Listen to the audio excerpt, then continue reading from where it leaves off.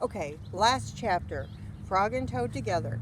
Last chapter is called The Dream. Ready? Toad was asleep, and he was having a dream. He was on stage, and he was wearing a costume. Toad looked out into the dark. Frog was sitting in the theater. A strange voice came from far away, said, "Presenting the greatest toad in the world." So here's Toad in his costume, and here's Frog sitting out in the audience, waving at him.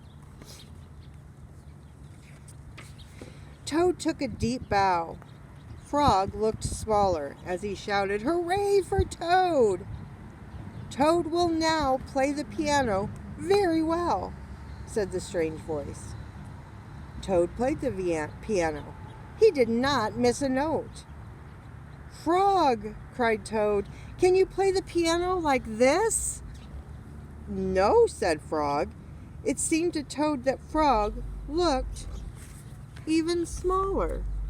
And here he is playing the piano, and here's Frog.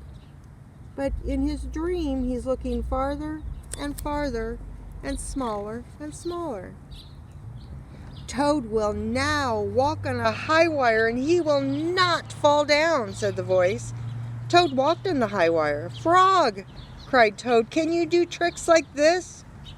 "No," peeped Frog, who looked very, very small. So here he is up on the high wire, and then look at him. Look how much smaller he's getting.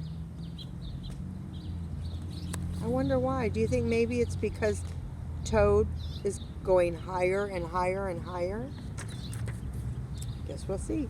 "Toad will now dance, and he will be wonderful," said the voice.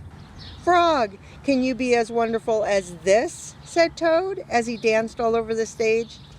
There was no answer. Toad looked out into the theater.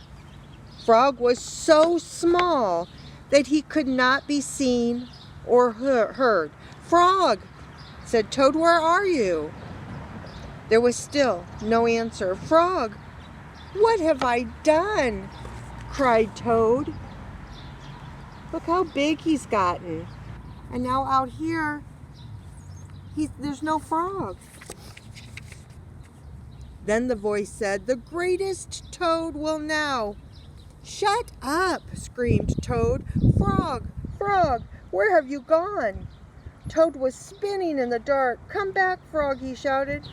"I will be lonely." So here he is, yelling for his friend. And over here, he's like looking in the audience for his friend. "I am right here," said Frog.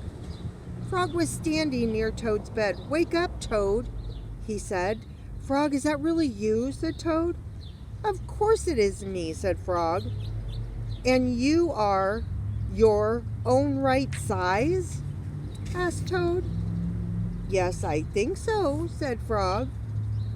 Toad looked at the sunshine coming through the window. "Frog," he said, "I am so glad that you came over." "I always do," said Frog. Then Frog and Toad ate a big breakfast, and after that they spent a fine, long day together. How about that? Man, this was a great book. That last one was about dreams. I have dreams. I seem to have dreams when I'm sad or stressed out. I'm going to tell you about the dream that I had the other night. It was about all of you because I miss you so much, and I've been so worried about if you're okay, about being able to read a book or do your math, and if you're bored, if you're being good, because I just want you to make sure that you're being good and you're doing your work and you're listening to your parents and your guardians and everybody who takes care of you, because it's such hard work, because we don't know what's going on. So just remember that we're all in this together. We're all doing this together. And us teaching you now this way is just something that's a little bit different. But we're going to have fun with it.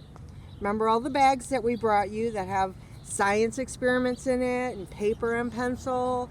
I gave you all a sharpener for your pencils and things to color with. So there's all kinds of things to do. And if you write something out, Miss Kay said you guys can have grades on those too, okay?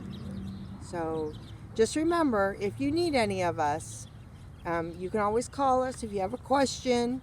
Make sure you write down the question so you don't forget it. And then when we meet up, because we will get to meet up sooner or later, you can ask the questions, okay? So we miss you. Enjoy that book. I'm going to try and pick out another book that I'll start reading to you in a little bit. But I got to download all these videos first, okay? All right, so I'll see you guys later. I love you. Bye.